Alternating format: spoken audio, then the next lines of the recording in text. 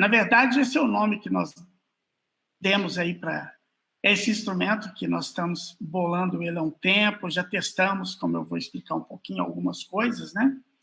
Mas nós precisamos, então, de um equipamento, na verdade, que consiga monitorar, tanto espacialmente quanto temporalmente, né? Tanto o clima, tudo bem, já tem estações climáticas por aí, né? Mas a regeneração da vegetação de áreas afetadas, né? Seja pelo rompimento da barragem lá de Fundão e Mariana, que é o presente caso, mas isso, na verdade, foi uma aplicação, né, que a gente pensava em desenvolver isso para a mineração, porque o que nós temos de mineração hoje, de restauração de áreas de mineração no país, é tudo passivo ambiental, né? Tudo foi feito de maneira com espécies exóticas, não funciona, e é preciso retornar a biodiversidade e a produção de alguns serviços ambientais importantes, como água limpa, né, estoque de carbono e vai por aí afora. Muito bem. Então, voltando aqui ao propósito nosso aqui, né, nós precisamos, então, monitorar em tempo real, espacialmente e temporalmente, né, o clima e a regeneração da vegetação nas áreas afetadas pelo rompimento dessa barragem lá de Fundão, um crime, né, horrível, né? Então, na verdade, a nossa ideia é que sejam avaliados, sejam medidos, né, monitorados todos os dados climáticos relevantes, né, que indicam melhoria na condição ambiental, né? E também pretendemos adicionar, né, nessa estação, nesse aparelho que vamos desenvolver, né, uma captura de imagens, né, imagens que nos indicam como a vegetação está respirando, como a vegetação está mudando. Isso na ecologia chama fenologia, né? Então, nós podemos ter uma ideia, hoje já sabemos que nós podemos ter uma ideia muito boa disso, lendo o verde, né, dessas fotografias, né? A quantidade ali de pigmentos verdes nessas fotografias, que devem ser analisados e nos dão uma indicação. Vamos ter também indicadores da produtividade primária da área, quer dizer, o tanto de biomassa presente, quanto está crescendo, né? E também monitorar, isso vai nos auxiliar a entender aqueles grupos que nós, da ecologia, né, chamamos de grupos de indicadores, né, biológicos, né? Mas pode ter outros, como vocês falaram aí das gotas de orvalho. Gotas de orvalho, quando elas condensam, significa que tem umidade, auxilia na fotossíntese das plantas. É uma coisa muito bacana no agro, é fundamental, né? Principalmente nesses tempos nossos de mudanças climáticas. Muito bem. Então, qual que seria a estrutura, né, desse Ebotec, né? Na verdade, seria composto como uma estação climática normal, com um painel solar que alimenta o sistema, um armazenamento de memória interna, aí a gente pensa que até 40 dias, porque se há algum problema na transmissão dos dados, a pessoa pode lá ter tempo de coletar esses dados manualmente, mas a ideia é justamente que os mesmos sejam transmitidos no final do dia, ou ao longo do dia, ou em tempo real, né? Claro, tem que ser de manuseio prático, que é um desafio, né? Contanto, parece uma árvore de Natal esse negócio, né? Então é complicado. E já está escrito embaixo, né? Os dados deveriam, em teoria, ser transmitidos em tempo real, lógico, depende dessa rede, então, né, de sinais no local. Então, tem alguns problemas que nós, já falando de problemas, né, que nós precisamos ajustar, né? Como a gente sabe, se você tem uma vegetação campestre, ele tem uma determinada altura, se ele é savânica, é outra altura, e se é um ambiente florestal, né, nós temos, então, aí um desafio um pouco maior, que são hastes mais compridas, para que possa levantar esse instrumento até uma altura adequada e homogênea, né, entre todas as estações. Então, na verdade, nós temos que desenvolver, aí pensar como que isso pode ser desenvolvido, né, colocar esse aparelho mais para cima, mais abaixo, principalmente imaginar que quando estamos restaurando um ambiente, você tem a vegetação crescendo ali de forma dinâmica, né, umas mais que as outras, e pode representar um problema. Então, esse é um trabalho aí que nós fizemos recentemente. Na verdade, foi um pessoal que faz parte de um projeto que eu coordeno aqui um projeto de pesquisas ecológicas de longa duração na Serra do Cipó, né? Nós monitoramos o esverdeamento da vegetação, né? Que é um indicador da produtividade da vegetação. Então, essas são câmeras simples, inclusive o revendedor dessas câmeras importadas encontra-se aqui em Belo Horizonte, né? Todo dia essa câmera tira fotos da vegetação de forma automática, né? Nós coletamos esses dados e processamos as imagens, né?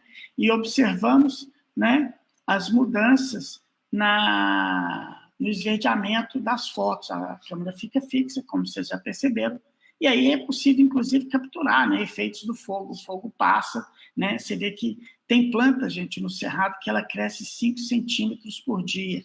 Passou o fogo, ela é capaz de crescer rapidamente, mostrando aí um grau de resiliência.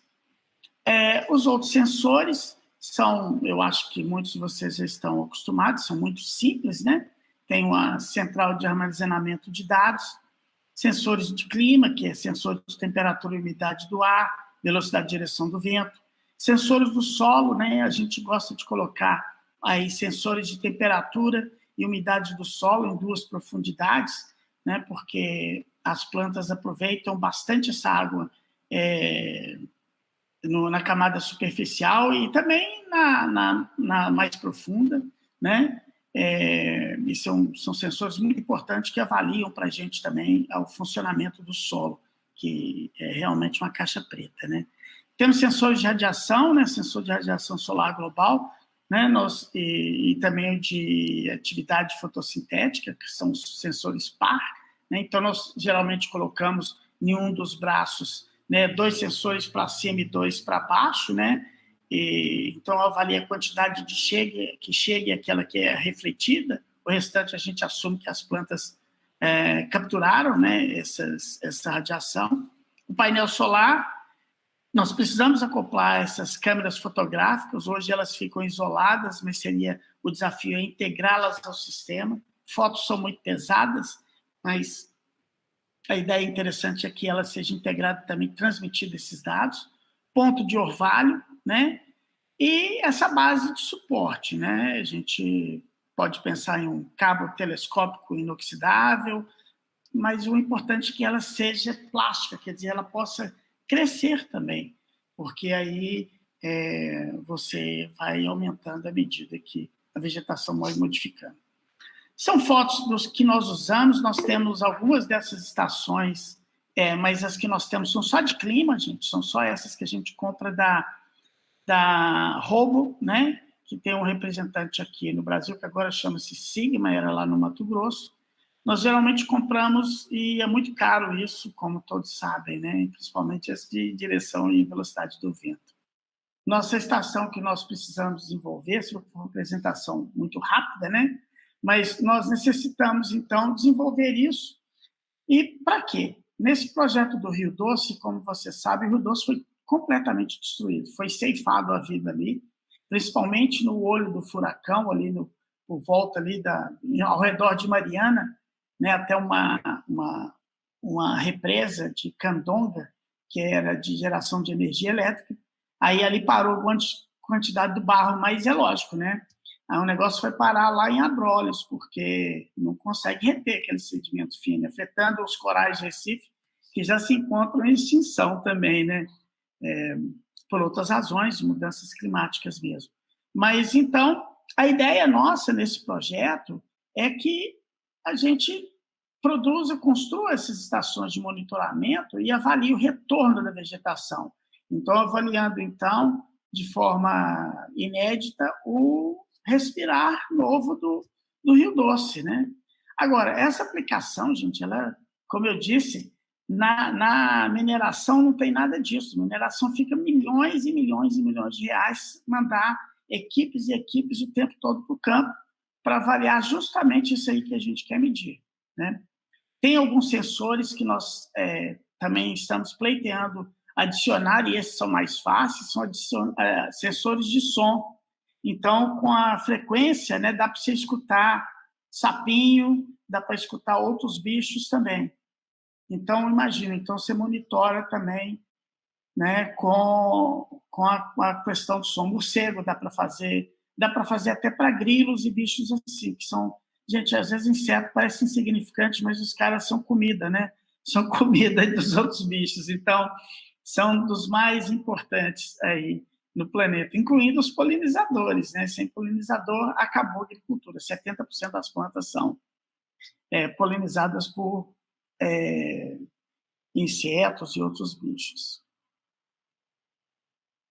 Esse é o primeiro desafio. Vamos lá. Eu já estou olhando para o rostinho do André Vierona aqui e podendo perceber a disciplina que ele está cursando, já está passando assim, todo o conteúdo, eu acho que pela mente dele, né, Geraldinho? Mas muito bom, muito interessante.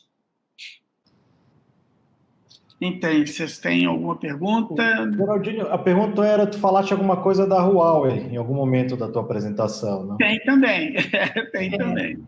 Ele vai apresentar para a gente uma coleção de problemas. Ele veio no atacado hoje, né, para trazer para nós esse conjunto aí,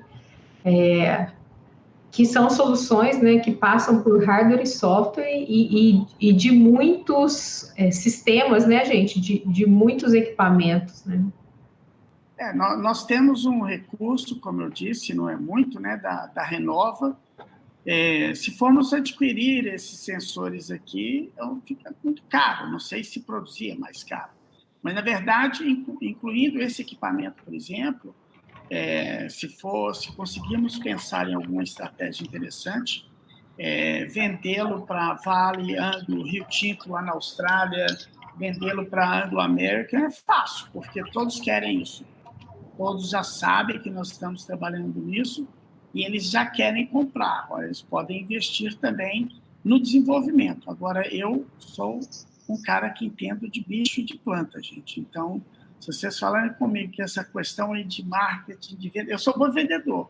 Me entregam um livrinho para coisa, eu vou lá e vendo. Mas eu acho que, como eu disse, tem um mercado gigantesco. O Brasil tem que restaurar 30 milhões de hectares de florestas no Brasil. Nós não temos como monitorar. E quem vai pagar isso, que é a Noruega ou outros países, vão exigir isso. Na agricultura também tem lá as estações. Tem um monte de sensores, né, Rodrigo? Bacanas aí, né? Mas eu acho que esse tipo de coisa ainda não tem. Então, esse sistema você pode procurar em qualquer lugar do mundo, não existe ainda. Tem condições interessantes, você pode colocar alguns outros lasers para ler a estrutura da vegetação. É uma árvore de Natal, que você pendurar ali vai ficar bacana, pode ser uma coisa flexível para todo mundo, né? Mas é por aí desse sistema. Se vocês quiserem, eu falo da Huawei também.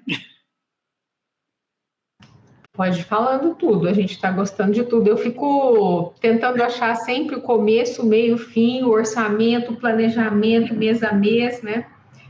E muito bom. E realmente, você tem razão, é um problema e é um problema para todos, né? Mundial. Problema mundial. Isso não existe em lugar nenhum, nem lugar nenhum. Então, isso aí vende horrores. Então, o pessoal das startups, aí o olho deve estar aqui esse cifrãozinho lá, assim. Porque eu acho tem essa possibilidade, nós podemos testar, né? Uhum. Muito bem. Da Huawei é o seguinte, o pessoal do Consulado-Geral da China no Brasil, eu fiquei conhecendo esse pessoal por outras razões, eu estou num outro projeto e me convidaram a participar, mas aí gostaram de alguma coisa e de repente me liga o Simon, que é o vice-presidente da Huawei. E me liga há um pouco tempo atrás agora e pedindo ajuda para desenvolver um sistema para escutar a floresta da Amazônia.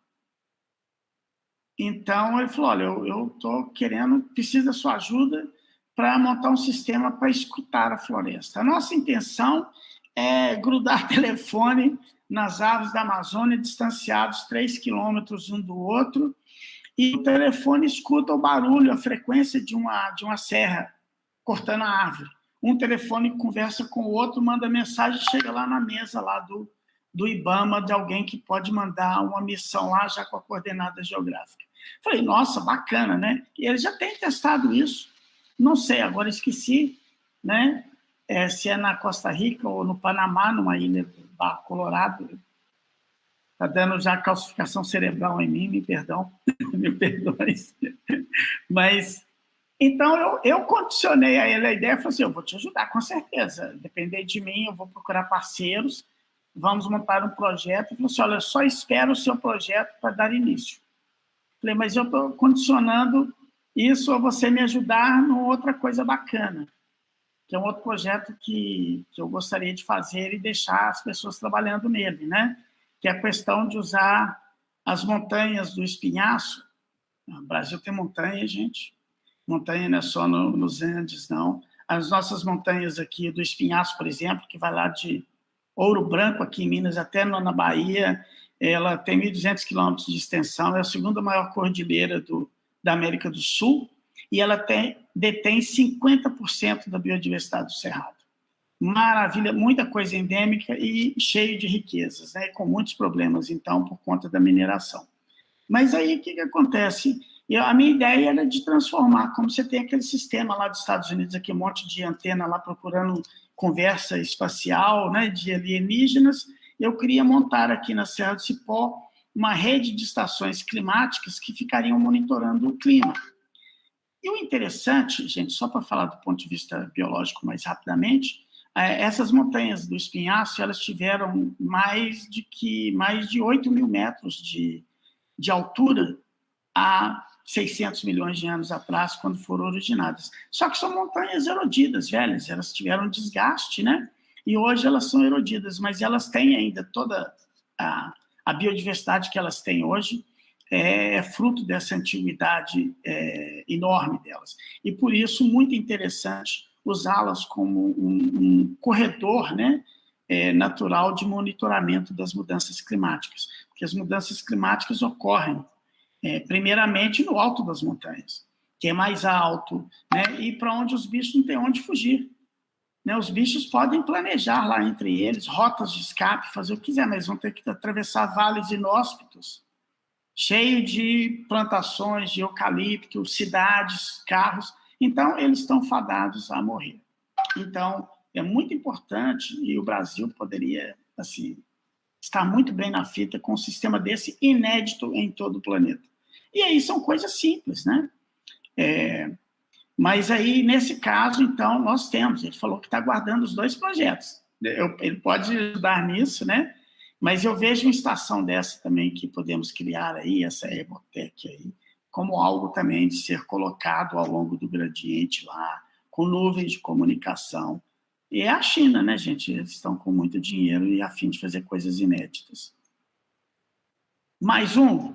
Eu vou mostrar mais um para vocês. O que o Eduardo quer falar, mas... Não, mais um. Enquanto tu mostra, eu vou só falando aqui que a Huawei tem recurso, né, da lei da informática, que para ela é uma boa esse tipo de parceria, tá? Mas porque ela, no final das contas, ela pode conseguir usar a verba que ela é obrigada a investir em P&D. Olha que bacana. Mesma coisa agora a JBS, né? Famosa, né? Nós comemos papelão aí por muito tempo, e agora, semana passada, também entraram em contato, disseram que querem se tornar verdes. E aí tem um grupo que está extremamente interessado em patrocinar projetos, né, relacionados ao meio ambiente, que eles querem tirar essa má impressão que ficou, né, e então vão investir pesadamente nisso, né, e eu fiquei de apresentar alguma coisa, mas eu espero primeiro falar com vocês. De novo, podemos ter uma parceria bacana com a JBS, que eu, inclusive, sugeri para estar trabalhando com um projeto que eu coordeno, que é esse do monitoramento do fogo no Pantanal. O Ministério de Ciência e Tecnologia me cumpriu essa missão. Fogo não é brincadeira, mas eu estou lá coordenando uma iniciativa, né? Mas todo esse projeto, gente, aí tem o CEMADEM, que é o sistema de alerta, o INPE, tem muita gente do INPE, né? O Marengo, que trabalha também com essa coisa do clima, mas eu estou observando lá, eu sou o coordenador externo, então eu realmente prefiro não dar muito pitaco, né, assim, porque eu não sou do Pantanal, e a região ali, as pessoas, eu acho que são muito, assim, regionalistas ali. Ficou complicado, mas o grupo está funcionando muito bacana. Mas eu vejo que tem necessidade também de desenvolver melhor um sistema de comunicação da informação de desastres ambientais, sabe? Isso tem, e como algum de vocês falou que sobre conectividade que não é boa, imagina no Pantanal, que apesar de ser reto, plano, na maioria das vezes, né, você vê que ali comunicação é um problema. Eu acho que o pessoal para de trabalhar, chega ali perto da casa do dono da fazenda, onde é que tem internet, todo mundo se aglomera ali para poder enviar e mandar mensagem. Mas para fogo que vem destruindo tudo, para proteger a agricultura, proteger a lavoura, realmente precisava de ter coisas melhores, formas interessantes. Só uma possibilidade bacana que, se vocês quiserem pensar, né, e se juntar isso aí, pode ajudar muito aí, e eu acho que o governo, o MCTI, vai ter um interesse enorme, porque nós vamos entender como é que funciona o fogo, mas se não dissemina a informação, e tem que ser rápida, que senão todo mundo vira churrasco, né? A planta vira churrasco, tudo vira, então já era. Mas eu vou parar de falar, deixar com vocês agora. Não, eu já mudei, não temos mais SB Micro Hub, neste momento temos Geraldinho Hub, porque... Muito bom, Geraldinho, muito bem. Muito bom. Eu vou começar a falar que eu estou empolgado aqui, tá? Eu acho que Linier e Loureiro depois podem vir contigo a parte de som, tá? Na Floresta, seja onde for, que eles trabalharam com o projeto com som com Anuro, né? Então, isso daí é tranquilo. Eu acho que da nossa parte, a gente tem que começar a pensar em formas de comunicação assíncrona.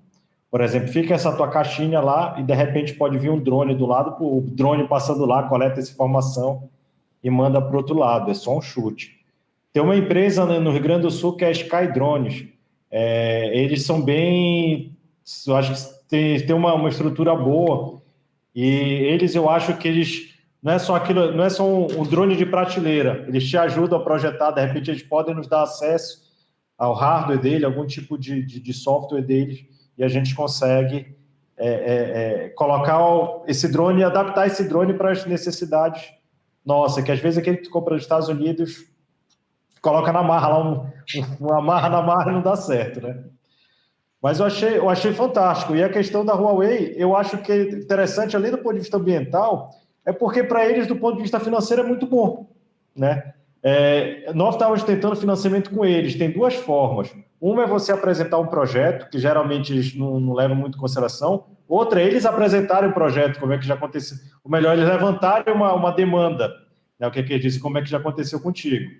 Então, tem outras pessoas do grupo aí que conseguem entender um pouco mais, o Leandro, o próprio pessoal da UFMG, como é que faz para ter acesso a recursos prioritários via Huawei, que no final das contas, eles não... A gente vai utilizar os equipamentos dele, enfim, vai ter toda a estrutura, mas a gente vai conseguir resolver o problema real, né? O problema do Brasil. Então, acho que só eram esses pontos para eu não ocupar muito, mas adorei, Geraldinho. Obrigado. Geraldinho, a dificuldade de instalar isso, assim, tem que ter autorização, qual estudo para colocar esse hardware? Na primeira apresentação que você fez, ficou essa dúvida, né? Qual área que você consegue cobrir com uma estação daquela? Sim. Então, olha, na realidade, não cobre muito, vai depender da altura, né? Uhum. Então, mas a nossa ideia no projeto original era colocar em 10 áreas ao longo do Rio, né? Então, a gente, como o projeto tem recurso limitado, mas de repente também conseguimos com outras pessoas, eu só não iniciei a venda dessa coisa porque realmente precisava de uma coisa mais sólida, senão a gente vende só sonho, né? Então, no projeto original, nós temos 5 áreas de floresta primária, que é aquela floresta prístina, que nunca foi destruída, que é o nosso modelo, o nosso controle. E ao longo do Rio também nós temos as áreas que foram degradadas pelo depósito da lama. Tem 5 anos já, esses depósitos já estão crescendo, né? Muitas vegetações, tipos de vegetação ali em cima. E a questão é monitorar, então, como ela muda ao longo do tempo, né? E a nossa impressão é que a lama tem tantos compostos tóxicos, tanta coisa ruim, que o que vai colonizar ali vai ser uma vegetação completamente diferente. E tem sido, na verdade. Então, isso faz com que, em vez de um retorno que poderia durar 100 anos para voltar alguma coisa parecida com o normal, né, isso possa demorar séculos. Né? Por exemplo, gente, a restauração é um negócio complicado. Por exemplo, aqui em Minas, perto de Ouro Preto, onde que eles degolaram, esquartejaram aqui tanto de gente lá na Inconfidência Mineira, esse lugar chama Mina do Ouro Podre. Era um ouro muito ruim, por isso Mina do Ouro Podre. Nesse lugar está lá, não é visitado porque ninguém de Ouro Preto sabe. Mas nós fizemos um levantamento botânico lá para entender como é que estava, porque essas minerações no passado eram abandonadas. Você for lá hoje, 300 anos, e é completamente diferente do natural. Isso quer dizer que se você não modifica o ambiente, se você não trabalha para botar uma muda nativa, alguma coisa, isso pode levar séculos, milênios talvez, né? Tem 3 séculos já e não resultou em nada. Está verde. Mas eu falei, está verde, está bom, gente, mas nós não podemos fazer contratos com a tintas Nova Cor, né? Nós temos que ter vegetação fazendo coisa bacana de novo, ou então uma hortinha que for, né? Mas é por aí. Então, eu entendo que a gente tem uma demanda de hardware interessante, assim, em quantidade, em número, em desafios de hardware e software em tudo isso, e também mercado fora do país, porque, como você falou, né, é uma solução que cabe em vários lugares aí, né? Então, é uma demanda interessante. Linia, o pessoal, na verdade, quando nós começamos a trabalhar com isso num projeto, chamava-se Trop Dry, ele não tinha esse enfoque para restauração, né? O enfoque todo foi monitorar as oscilações dessa vegetação que a gente chama, né, de mata seca. É uma vegetação que, em geral, cresce sobre esse calcário, né? Então, como tem pouca água, a água percola e vai embora por aqueles rios subterrâneos, fica muito seco em cima, então a vegetação perde toda a folha. Então, é uma vegetação comum no mundo, a gente estava medindo justamente o que nós chamamos de fenologia. Muda, as plantas crescem com primeiras gotinhas de chuva que caem, ela já muda de cor. Assim, em questão de dias, ela se torna verde de novo. Mas aí, acabou o projeto, teve alguns problemas no final, e eu pensei, então, utilizar para restauração, que é um nicho vago, gente, é do mundo todo. Todo mundo, Estado de Janeiro, todo. Ninguém tem essa estação, ninguém avalia desta forma. Muito bom. Gostei dessa demanda. Pessoal, tem uma pergunta aqui no chat. O Alisson está com problema no microfone. Ele é aluno de doutorado orientado pelo Loureiro, orientado pela professora Linier. E a dúvida, há uma precaução com relação a possíveis avarias desses sensores, seja por animais silvestres ou até mesmo intervenção humana? Sim. Muito bacana a pergunta. Alguns lugares que nós, quando colocamos, os macaquinhos adoram chegar lá e roer os cabos. Então, nós colocamos alguns delas passando aqueles canos, né, de conduítes, né, e resolveu o problema. Onde tinha muito macaco, nós passamos os cabos. Tem por exemplo, esse é um problema interessante. Quando você coloca um lugar mais alto, você já vê esses predadores, coruja, águias, pequenos falcõezinhos, eles adoram um ponto mais alto para ficar observando o resto. Onde é que eles iam pousar? Justamente no sensor de direção do vento. Travar o sensor. Mas tem medidas, por exemplo, cabos a gente pode proteger melhor, né? E tem também muita vespa que entra em qualquer orifício. Então, vespa entrava muito nos orifícios. Qualquer um, eles vão lá construir ninho. Teve também problema de bateria explodir. Né? Eu acho que eu te contei, né, Linia, no passado, quando a gente desenvolvia, né, as baterias nossas aqui explodem muito rápido. E por quê? Porque você tem muita umidade durante o dia, então oscilação. No campo rupestre, que é essa vegetação de alta montanha, como do espinhaça, a temperatura varia de 3 graus a 70 graus por dia. Nossa. porque é uma rocha só, às vezes. Então, a temperatura... E isso, as baterias explodiam. Um explodiu até na minha cara. Interessante isso. Enferruja e explode. Aí foi engraçado, nós fomos num encontro lá no Canadá para apresentar os dados, o pessoal das baterias vendendo bateria, falando que não tinha problema nenhum, e já tinham sido testadas no Alasca. Eu falei, gente, Alasca é fichinho. Na Alasca você tem pouca variação durante o dia, você tem durante o ano, é tudo frio. Aqui não, varia de gelado, né, a altíssimas temperaturas. Mas aí parou de dar problema, acho que melhoraram o sistema depois dessa conversa, mas pode ser um problema em alguns lugares ainda, mas bateria é bacana, o problema é legal. Jesus. Muito bom. Pessoal, mais alguma pergunta aí? Que temos. Ele está dizendo muito obrigado pela resposta, fiz a pergunta, pois minha pesquisa é voltada para a internet dos drones. Como o professor Cerqueira comentou, uma possibilidade seria estudar a viabilidade de migrar algumas coletas utilizando drones e seus respectivos sensores. Exemplificando, eles já são bem utilizados na agricultura de precisão, o uso de drones, né? Pois é, só uma questão interessante. Eu lembro que quando a Fiat instalou aqui em Belo Horizonte, eu lembro que teve um problema enorme, estava cheio, como o carro ficava nos pátios do lado de fora, tinha um problema enorme com o reflexo da luz. E eu lembro que aquelas como é que chama isso, gente? Libélula, estavam indo e pousava lá nos caras e botava ovo ali, entendeu? E aí corroía a tinta toda. E aí, se não me engano, o professor Ângelo Machado, não sei se vocês conheceram o professor Ângelo, né? Muito famoso pelas suas crônicas. Aí, eles trabalharam junto com a Fiat e desenvolveram um outro tipo de resina que melhorou consideravelmente o caso lá, né? Então, eu acho que isso é bacana. Sobre os drones saírem, decolarem, programados no período do dia, sair tirar foto, nossa, aumenta enormemente o potencial, né, de geração de imagens aí, pode colocar lentes hiperespectrais aí que mede o estresse ambiental, mede tudo. Aí sim fica realmente coisa de futuro e bacana, né? Pode considerar, né? Eu não sei, assim, ficar fixo naquele local e alguns drones fazendo essa coleta também em relação a gradiente ou alguma coisa que saiu do padrão, né? Acho que tem uma coisa muito interessante aí. Muito bom.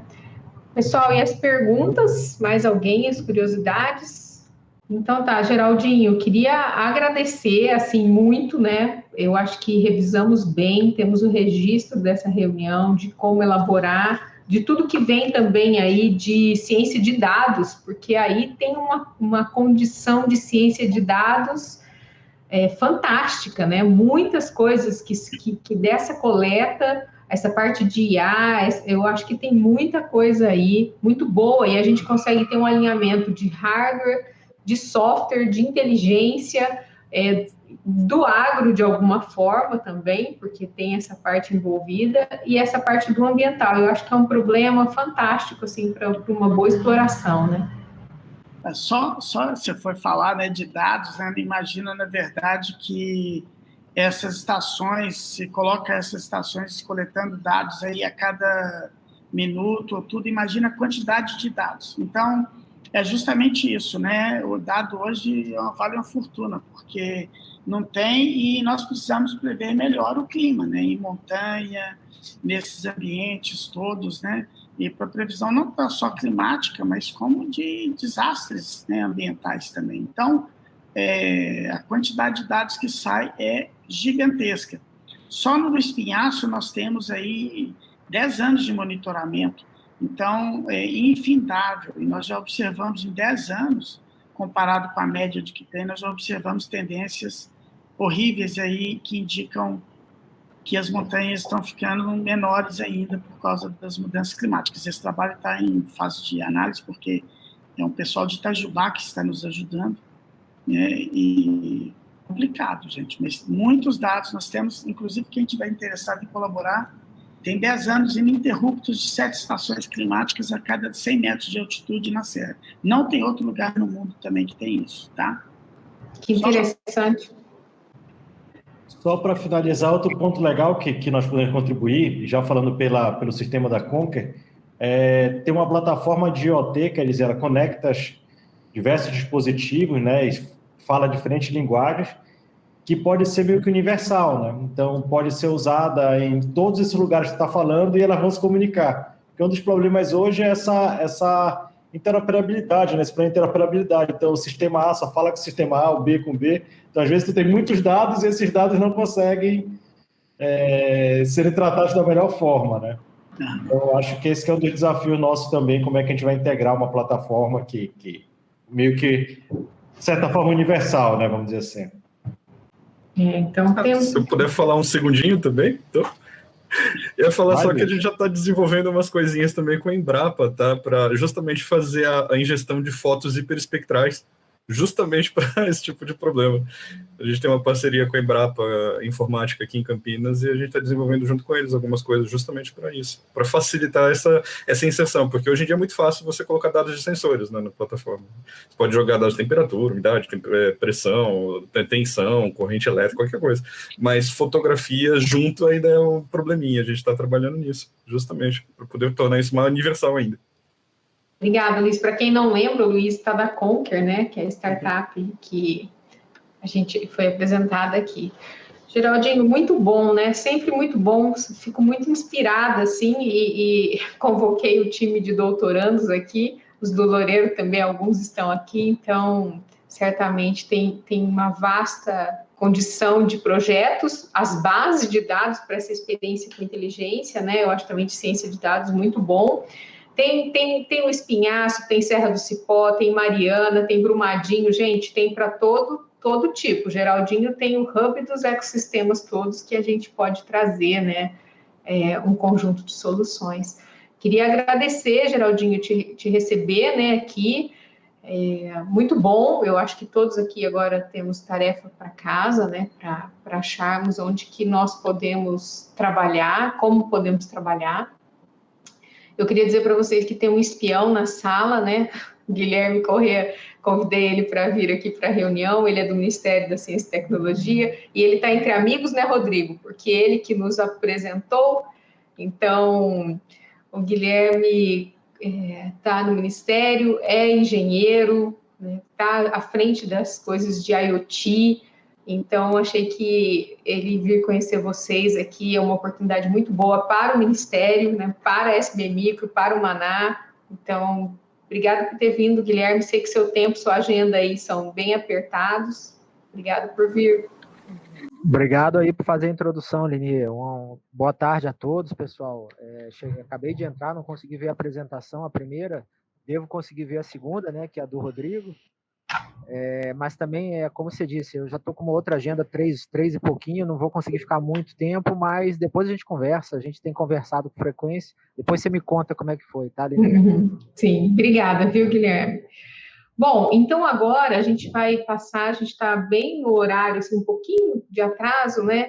Eu vou passar a palavra para o Rodrigo. Geraldinho, eu sei que você tem reunião, né? Sei que a Yumi também, mas muito bem-vindos ficarem nas reuniões, a ideia é essa mesmo, né? Eu acho que vem uma perspectiva aí do ponto de vista de uma empresa, né, Rodrigo? De uma experiência, de como atrair pesquisadores e empresas para resolver um problema de conexão no campo e tantas outras coisas. Eu acho que vai ser muito interessante, uma outra perspectiva para nós todos. Queria agradecer também, né, a agenda muito repleta aí.